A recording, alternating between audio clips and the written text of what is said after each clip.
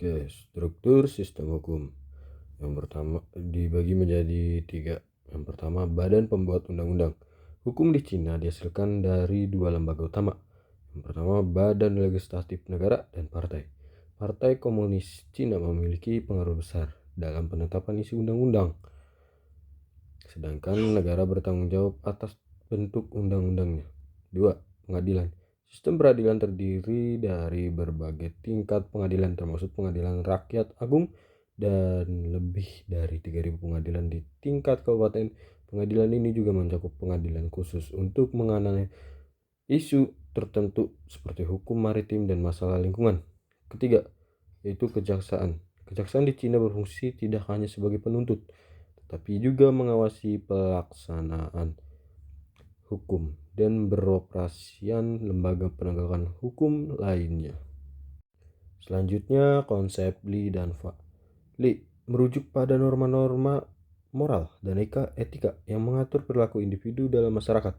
Ini adalah prinsip dasar yang berasal dari ajaran Konfusianisme, menekankan pentingnya kesetaraan sosial dan moralitas.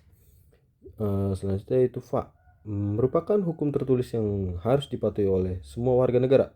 Fa mencakup peraturan yang ditetapkan oleh pemerintah dan berfungsi sebagai panduan bagi tindakan hukum.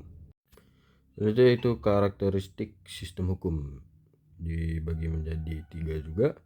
Yang pertama, hierarkis dan tersentralisis. Dengan lebih dari 15.000 entitas pengadilan kecil, sistem ini dirancang untuk menjangkau seluruh lapisan masyarakat, termasuk daerah pedesaan. Kedua, tidak mengikuti presiden kasus.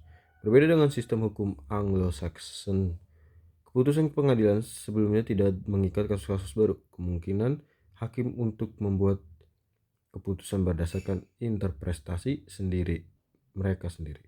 Ketiga, pendidikan hukum. Untuk menjadi pengacara di Cina, individu harus menyelesaikan pendidikan hukum formal dan memiliki pengalaman kerja di bidang hukum sebelum dapat mengikuti ujian baru. Oke, selanjutnya itu kesimpulan. Kesimpulan yang diambil dari infografis saya ini yaitu sistem hukum di Cina adalah hasil dari interaksi antara tradisi kuno dan kebutuhan modern, menciptakan suatu tatanan yang unik dengan karakteristik tersendiri. Meskipun mengalami reformasi, tantangan dalam hal independensi yudisial dan penerapan prinsip-prinsip hukum tetap menjadi isu penting dalam perkembangan sistem ini.